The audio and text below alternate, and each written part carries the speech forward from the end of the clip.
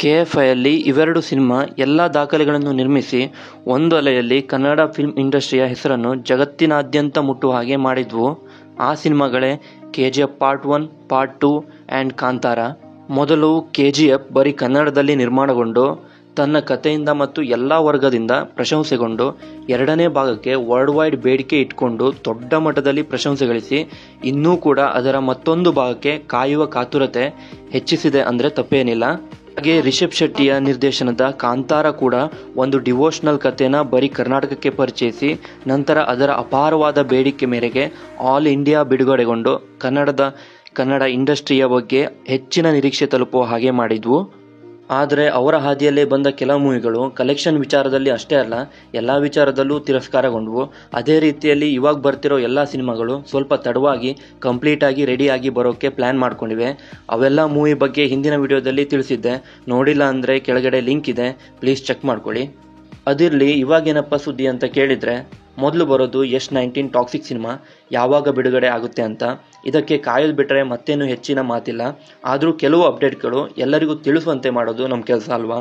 Toxic ಮೂವಿಯ overall cast complete ಆಗಿದೆ. ಇದರಲ್ಲಿ ನಟಿಯಾಗಿ ಕಿಯಾರಾ ಅಡ್ವಾಣಿ ಕಾಣಿಸ್ಕೊಂಡ್ರೆ ಆಲ್ ಸೌತ್ ಸ್ಟಾರ್ಸ್ ಇರ್ತಾರೆ ಅನ್ನೋದು ಪಕ್ಕಾ ಆಗಿದೆ. ಯಶ್ ಕೂಡ ತಮ್ಮ ಲುಕ್ಕಲ್ಲಿ ಹೆಚ್ಚಿನ ಬದಲಾವಣೆ ಮಾಡ್ಕೊಂಡಿದ್ದಾರೆ. ಲಾಸ್ಟ್ ಅಂಬಾನಿ ವೆಡ್ಡಿಂಗಿಂದ ಹಿಡಿದು ಪ್ರೈವೇಟ್ ಪ್ರೋಗ್ರಾಮ್ಗಳಲ್ಲಿ ಕಾಣಿಸ್ಕೊಂಡಾಗ ಮೂವಿಯಲ್ಲಿ ಹೀಗೆ ಇರ್ತಾರೆ ಅಂತ ಪಕ್ಕಾ ಆಗಿದೆ. ಇನ್ನು ಈ ಮೂವಿಗೆ ಯಶ್ ಕೂಡ ಒಬ್ಬ ಸಹ ನಿರ್ಮಾಪಕ ಆಗಿರೋದು ಮತ್ತು ಇದು ಮುಂದಿನ ವರ್ಷ ಏಪ್ರಿಲ್ 10ಕ್ಕೆ ಬಿಡುಗಡೆ ಆಗುತ್ತೆ ಅಂತ ಅನೌನ್ಸ್ ಮಾಡಿದ್ರು. ಬಟ್ ಮುಹೂರ್ತ ತಡವಾಗಿ ಆಗಿರೋದ್ರಿಂದ ನೆಕ್ಸ್ಟ್ ಇಯರ್ಗೆನೆ ಪಕ್ಕ ಅಂತ ಅನಿಸ್ತಿಲ್ಲ. ಒಂದು ಕಂಪ್ಲೀಟ್ ಗ್ಯಾಂಗ್ಸ್ಟರ್ ಮೂವಿ ಮತ್ತು ಇದನ್ನ ನಾವು ಹಾಲಿವುಡ್ ಲೆವೆಲಲ್ಲಿ ನೋಡ್ಬೋದು ಅಂತ ಅನಿಸುತ್ತೆ. ಅದರ ಜೊತೆಗೆ ಯಶ್ ಹಿಂದಿಯ ರಾಮಾಯಣ ಮೂವಿ ಕೂಡ ಬಂಡವಾಳ ಹಾಕಿ ಮತ್ತೆ ರಾವಣ ಕ್ಯಾರೆಕ್ಟರ್ನ ಪ್ಲೇ ಮಾಡ್ತಾ ಇರೋದು ಪಕ್ಕಾ ಆಗ್ತಿದೆ. ಇದು 2 ಭಾಗದಲ್ಲಿ ಬಿಡುಗಡೆ ಆಗ್ತಿದೆ.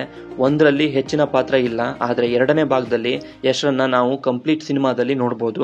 ಇವಾಗ ಯಾಕೆ ಬಂದಾಗ ನೋಡ್ರಾಯ್ತು ಅನ್ಬೋದು, ಆದರೆ ಇದು ಕನ್ನಡಕ್ಕೆ ಅತಿ ಹೆಚ್ಚು ಇಂಪಾರ್ಟೆಂಟ್ ಅನಿಸ್ತಿದೆ. ಪ್ಯಾನ್ ಇಂಡಿಯಾ ಲೆವೆಲಲ್ಲಿ ಯಶ್ ಒಬ್ರು ಪ್ಯಾನ್ ಇಂಡಿಯಾ ಸ್ಟಾರ್ ಆಗಿರೋದು, ಅದಕ್ಕೆ ಇವರು ಜಾಸ್ತಿ ಕಾಯಿಸೋದು ಇಂಡಸ್ಟ್ರಿಗೆ ಒಳ್ಳೇದಲ್ಲ ಅನ್ನೋದು ನನ್ನ ಅಭಿಪ್ರಾಯ. ನೆಕ್ಸ್ಟ್ ಇಯರ್ಗೆನೆ ಬಿಡುಗಡೆ ಮಾಡಿದರೆ ಬೆಸ್ಟ್ ಅಂತ ನನ್ನ ಅಭಿಪ್ರಾಯ ಆಗಿದೆ. ಮುಂದೆ ಕಾಂತಾರ ಫಿಲ್ಮಿಂದ ದೊಡ್ಡ ಮಟ್ಟದ ಹೆಸರು ಪ್ಯಾನ್ ಇಂಡಿಯನ್ ಕನ್ನಡ ಸ್ಟಾರ್ ಅಂದರೆ ರಿಷಬ್ ಅವರು. ಇವ್ರು ಬರೋದು ಕೂಡ ಆಡಿಯನ್ಸ್ಗೆ ತುಂಬ ಕುತೂಹಲದಿಂದ ಕಾಯ್ತಾ ಇದ್ದಾರೆ.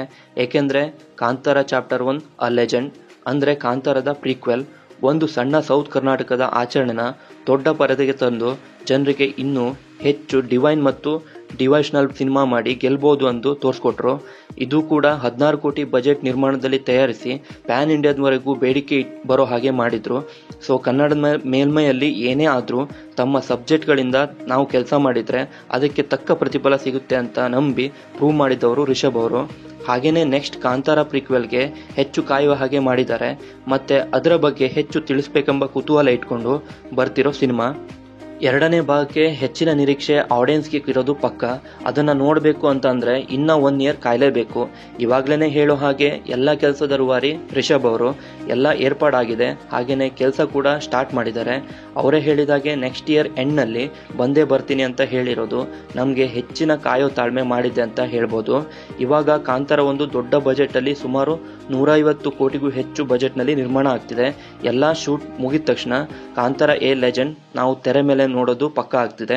ಹಾಗೇನೆ ಇವೆರಡು ಕನ್ನಡ ಪ್ಯಾನ್ ಇಂಡಿಯಾ ಸ್ಟಾರ್ನ ನೋಡೋದಕ್ಕೆ audience and all India wait ಮಾಡ್ತಿದೆ.